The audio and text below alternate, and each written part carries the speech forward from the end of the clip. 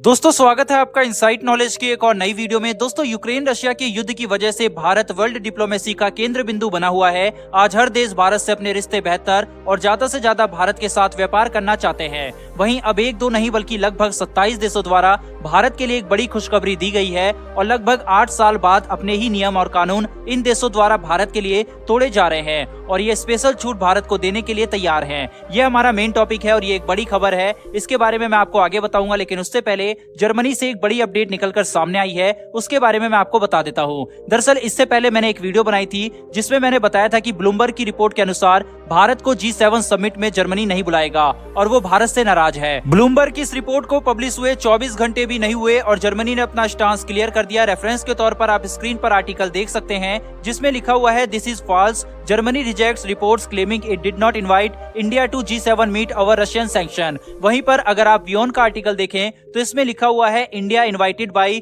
Germany for G7 इन जून। इससे पहले दुनिया भर के अखबारों में ये छपा हुआ था कि जर्मनी भारत को G7 के लिए इनवाइट नहीं करेगा। इसका कारण ब्लूमबर्ग की रिपोर्ट थी जो कि मैंने इसके पहले वाली वीडियो में आपको दिखाई थी। बहरहाल जर्मनी ने इस रिपोर्ट को गलत बताया है और उल्टा भारत को G7 समिट के लिए इनवाइट कर दिया गया है। तो यह एक बड़ी डेवलपमेंट है और उन देशों के लिए झटका है जो देश खुश हो रहे थे कि यूरोपियन कंट्री भारत को सबक सिखाएंगे। बहरहाल दोस्तों अब बात करते हैं अपने मेन टॉपिक की। जैसा कि आप रेफरेंस के तौर पर हिंदुस्तान टाइम्स का आर्टिकल स्क्रीन पर देख सकते हैं जिसमें लिखा हुआ है, EU यानी कि European union wakes up moves on FTA with India.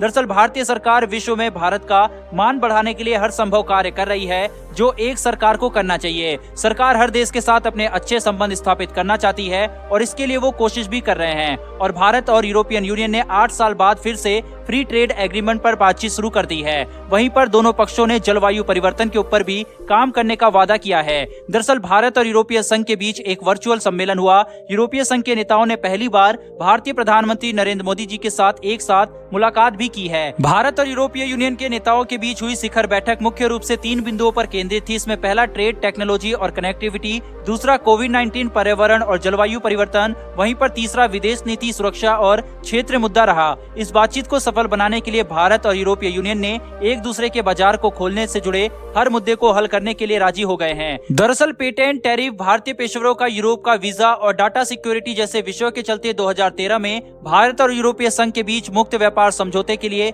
चल रही बातचीत बंद हो गई थी। यूरोपीय संघ में कुल 27 देश की एक आर्थिक और राजनीतिक सहभागिता है। यूरोपियन यूनियन अपने आप में बेहद शक्तिशाली है, यहाँ तक कि यूएन के बाद सबसे शक्तिशाली सैंक्शन वगैरह यूरोपियन यूनियन के ही माने जाते हैं। इसमें कुल 27 देश हैं जिसमें जर्मनी, फ्रांस, ऑस्ट्रिया, स्वीडन जैसे शक्तिशाली देश शामिल है। यूरोपियन यूनियन से फ्री ट्रेड एग्रीमेंट का मतलब है कि सभी देशों की मार्केट भारत की मुट्ठी में आ जाएगी। मोदी गवर्नमेंट फिलहाल हर क्षेत्र में बड़े बड़े रिफॉर्म कर रही है, फिर चाहे मैन्युफैक्चरिंग फील्ड हो, डिफेंस का क्षेत्र हो या फिर FTA यानी कि फ्री ट्रेड एग्रीमेंट हो। इन सब के लिए भारत अपनी नीतियां बदल रहा है और नई नई पॉलिसी बना रहा है। भारत इस समय जैसा कि हम सब जानते हैं कि मेक इन इंडिया को बढ़ावा दे रहा है, जिसके लिए मैन्युफैक्चरिंग यूनिट पर विशेष ध्यान दिया जा रहा है। मेक इन इंडिया के थ्रू ये सरकार की जिम्मेदारी बन जाती है कि भारतीय प्रोडक्ट को विदेशी बाजारों तक पहुंचाया जाए और उस पर टैक्स, टैरिफ वगैरह कम लगे, जिससे रीजनेबल प्राइस में हम अपना सामान दूसरे देशों को बेच सके और मुनाफा कमा सके। और इसके लिए फ्री ट्रेड एग्रीमेंट होना बेहद ज्यादा जरूरी बन जाता है और इसको लेकर भारत का रिकॉर्ड अच्छा नहीं रहा है और भारत ने गिने चुने ट्रेड एग्रीमेंट ही अभी तक साइन किए हैं। जब से मोदी गवर्नमेंट सत्ता में आई है तब से भारत ने केवल 2 देशों से ही ट्रेड एग्रीमेंट साइन किया है, जिसमें एक ऑस्ट्रेलिया है तो वहीं पर दूसरा UAE है। तो इसका मतलब कि क्या ये गवर्नमेंट की फेलियर है? तो ऐसा नहीं है। दरअसल भारत उन देशों से ट्रेड एग्रीमेंट साइन कर रहा है जिनसे हमें मुनाफा हो। इससे पिछली गवर्नमेंट ने काफी देशों से ट्रेड एग्रीमेंट साइन तो किए थे लेकिन उसमें भारत को नुकसान हो रहा था। वहीं भारत फिलहाल फ्री ट्रेड एग्रीमेंट को लेकर कनाडा, इजराइल, ब्रिटेन और अब यूरोपियन कंट्री के साथ बात कर रहा है। इसमें ये उम्मीद जताई जा रही थी कि ब्रिटेन, इजराइल और कनाडा से इसी साल Bharat free trade agreement sign कर लेगा। वहीं पर यूरोपियन यूनियन का एक बड़ा मार्केट भी भारत के हाथ लगने जा रहा है। आज हमारे पड़ोसी देश चीन का ट्रेड $3 ट्रिलियन पर जा पहुंचा है, तो इसका एक बड़ा कारण ट्रेड एग्रीमेंट ही है जो उसने अलग अलग देशों से साइन किया हुआ है। वहीं पर भारत ने 2027 तक अपने टोटल एक्सपोर्ट $2 ट्रिलियन तक पहुंचाने का लक्ष्य रखा है। यह लक्ष्य तभी भारत हासिल कर पाएगा जब भारत ऐसी डील साइन कर पाएगा जिससे भारत को भी फायदा हो।